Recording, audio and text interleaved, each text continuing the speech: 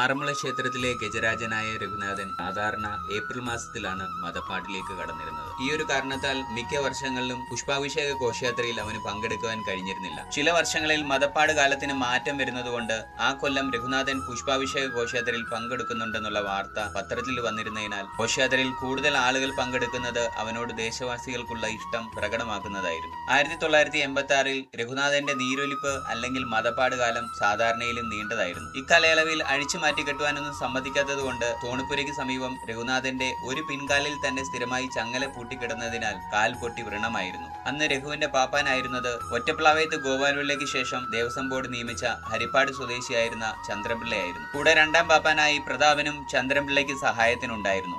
1986 June മാസം 7-ാം തീയതി പാപ്പാനായ ചന്ദ്രൻപിള്ള ധാരാളം ധൈര്യം സേവിച്ച ശേഷം രഘുനാഥനെ ചങ്ങലയിൽ നിന്ന് അഴിച്ച് പമ്പയാറ്റിൽ കൊണ്ടുപോയി കുളിപ്പിച്ചു. അതിനുശേഷം ഇടച്ചങ്ങല പോലുമില്ലാതെ ക്ഷേത്രത്തിലേക്ക് കൊണ്ടുവന്നു. പോകുന്ന വഴിയും ക്ഷേത്രത്തിലെത്തിയ ശേഷവും പലരും ചങ്ങലയില്ലാതെ രഘുനാഥനെ നീരൊലിപ്പിന് ശേഷം കൊണ്ടുപോകുന്നതിനെ വിലക്കിയെങ്കിലും ചന്ദ്രൻപിള്ള അത് ചെവികൊണ്ടില്ല. നീരൊലിപ്പിന് ശേഷം ആറന്മുളയിലെ ആനകൾക്ക് ക്ഷേത്രത്തിലെ വടക്കേ ഊട്ടുപുരയിൽ നിന്നും ആരോഗ്യം വീണ്ടെടുക്കുന്നതിനായി മരുന്നുയോറ് കൊടുക്കുന്ന ഒരു പതിവുണ്ടായിരുന്നു. അതിനായിട്ടാണ് ചന്ദ്രൻപിള്ള രഘുനാഥനെ നൂൽബന്ധമില്ലാതെ ഊട്ടുപുരയുടെ കിഴക്കേ വാതിക്കൽ കിണറിന് സമീപം കൊണ്ടുവന്നിരിക്കുന്നത്. ആ സമയം ഊട്ടുപുരയിൽ പിറ്റേന്ന് നടക്കേണ്ടിയിരുന്ന ഒരു വിവാഹത്തിന്റെ സദ്യയുടെ ഒരുക്കങ്ങൾ നടക്കുന്നുണ്ടായിരുന്നു. ഊട്ടുപുരയിൽ സദ്യക്കായി മുറിച്ചെടുത്ത വാഴയിലയുടെ ബാക്കി മുറികൾ ആരോ രഘുനാഥൻ എടുത്തിട്ട് കൊടുത്തു. അത് അവിടെ നിന്ന് തിന്നുകയായിരുന്ന രഘുനാഥൻ അതിനുശേഷം വേറെ ഏതോ ഇലയെടുക്കുവാനായി മുന്നോട്ട് ആഞ്ഞതും അവന്റെ കാലിൽ പാപ്പാൻ വെച്ചിരുന്ന വടി താഴെ വീണു. അത് കണ്ട് ദേഷ്യം വന്ന ചന്ദ്രൻപിള്ള രഘുനാഥനെ ആ വടി എടുത്ത് അടിച്ചു. അതിലൊരെണ്ണം കൊണ്ടത് അവന്റെ കാലിൽ നീരൊലിപ്പ് കാലത്തുണ്ടായ വ്രണത്തിലായിരുന്നു. നന്നായി വേദനയെടുത്ത് പുളഞ്ഞ രഘുനാഥൻ ചന്ദ്രൻപിള്ളയുടെ നേരെ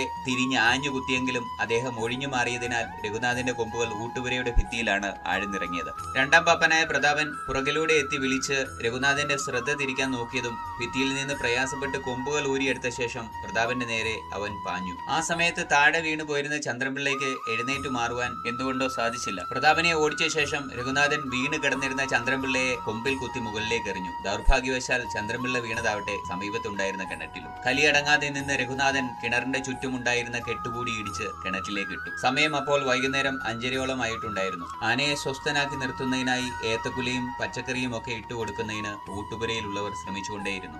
3 പതിറ്റാണ്ടുകളോളം രഘുനാഥന്റെ പാപ്പാനായിരുന്ന ഒറ്റപ്ലാവയത്ത് ഗോപാലപിള്ളയെ ഇതിനോടകം ക്ഷേത്രത്തിൽ എത്തിച്ചുവെങ്കിലും രഘുനാഥനെ അനുനയിപ്പിക്കാനുള്ള അദ്ദേഹത്തിന്റെ ശ്രമങ്ങളും പരാജയപ്പെട്ടു. രഘുനാഥൻ പതിയെ നടന്ന് കിഴക്കേ ഗോപുരവാതിലിലേക്ക് എത്തിയെങ്കിലും വാതിലുകൾ അതിനോടകം അടച്ചിരുന്നതിനാൽ പുറത്തിറങ്ങാനായില്ല. ഏകദേശം രാത്രി 8:30 തൃശൂരിൽ നിന്ന് ഡോക്ടർ പണിക്കരും സംഘവും എത്തി മയക്കുവെടി വെച്ചാണ് രഘുനാഥനെ തളയ്ക്കാനായത്. അന്ന് മയക്കുവെടി കൊണ്ട വേദനയിൽ അവൻ പിടിച്ച ഗോപുരത്തിന്റെ ഒരു തൂണ് ഇന്നും ചരിഞ്ഞിരിക്കുന്നതായി കാണാൻ സാധിക്കും. നമ്മളെല്ലാം മറക്കാൻ ആഗ്രഹിക്കുന്ന ആ കറുത്ത ദിനത്തിന് അങ്ങനെ തിരിശീല വേണം.